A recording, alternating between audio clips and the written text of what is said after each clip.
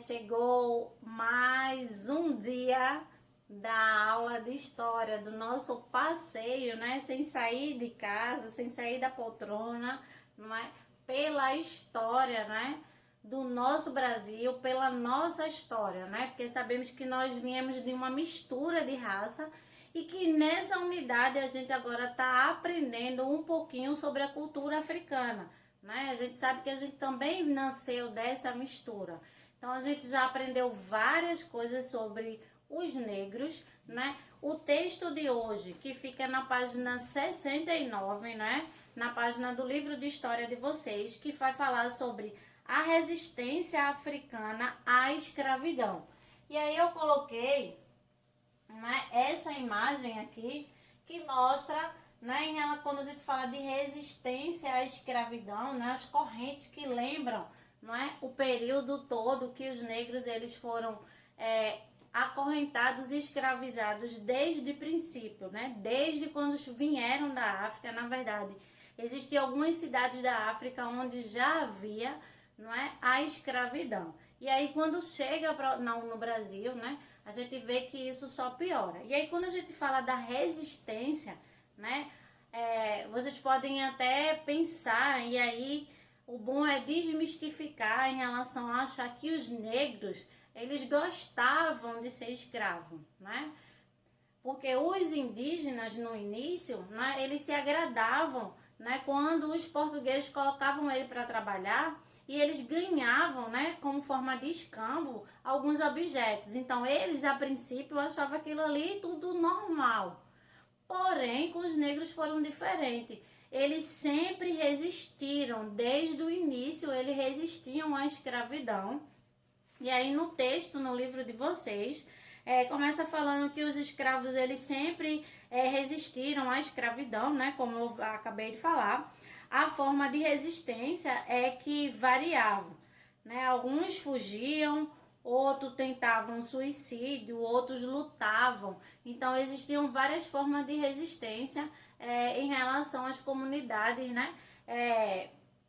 Africana. Então, alguns fugiam e a gente sabe que quando eles fugiam, eles iam para o quilombo, né? A gente sabe que quando fossem capturados, eram mortos, torturados até a morte, ou então, alguns que conseguiam resistir, né, aos castigos, continuava a escravidão. Outro dado também importante desse momento é que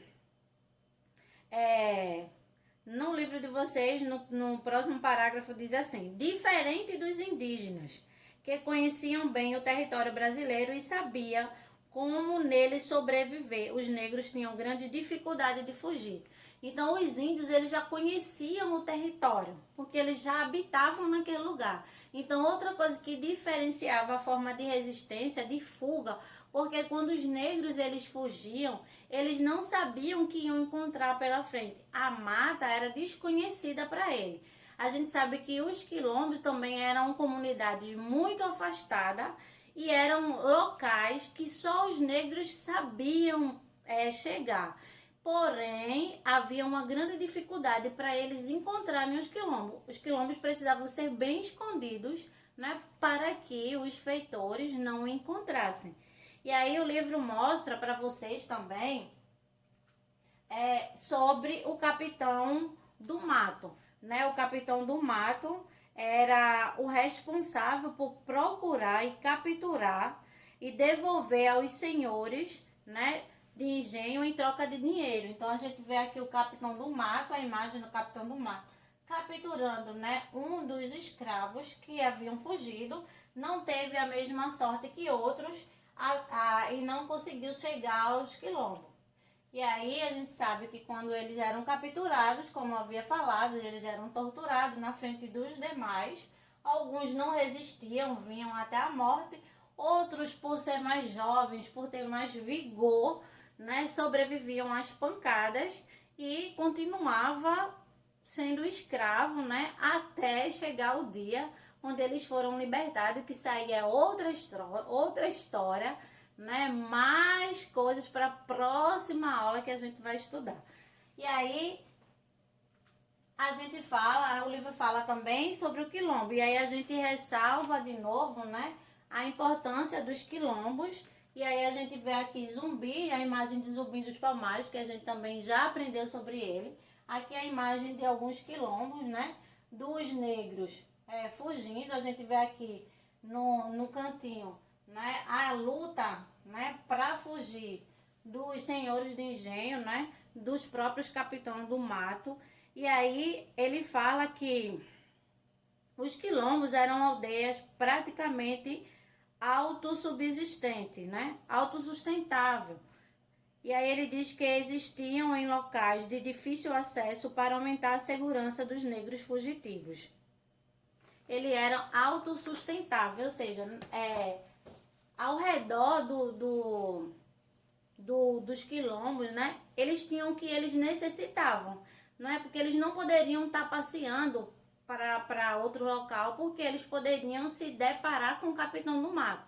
Então, os quilombos eram bem distantes, eram comunidades bem escondidas.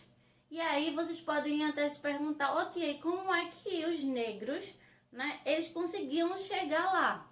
Não tinha mapa, quem ia não voltava, então não tinha como dizer, né? Não tinha como ninguém avisar, ó, é por aquele caminho. Então era na sorte, né? Eles sabiam que existiam os quilombos, porém quando eles conseguiam fugir, não era pura sorte ele andar por dentro do mato e conseguir, né, encontrar os quilombos e lá permanecer, né, sendo onde um cuidava do outro, né? Onde um era uma comunidade, ele se tornava uma comunidade de negros refugiados, né?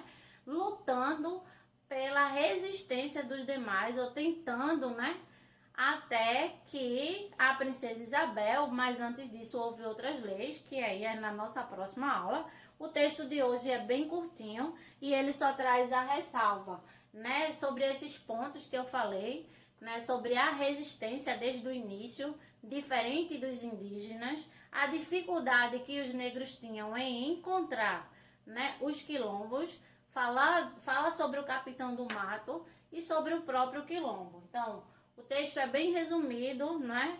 É um assunto gostoso de se estudar, de ler, de conhecer, né? Vocês realizem a atividade, podem ler novamente o texto e a atividade proposta é a página 69, não é? É até a página 70, não é? A página 69 e a página 70 tá no cronograma de vocês, vocês observem, né? Realizem o exercício e a gente se encontra, né, na nossa aula do Meet para possíveis correções e possíveis dúvidas que surgirem ou perguntas sobre a história, não é, dos negros escravos. Um cheiro e até o nosso próximo encontro.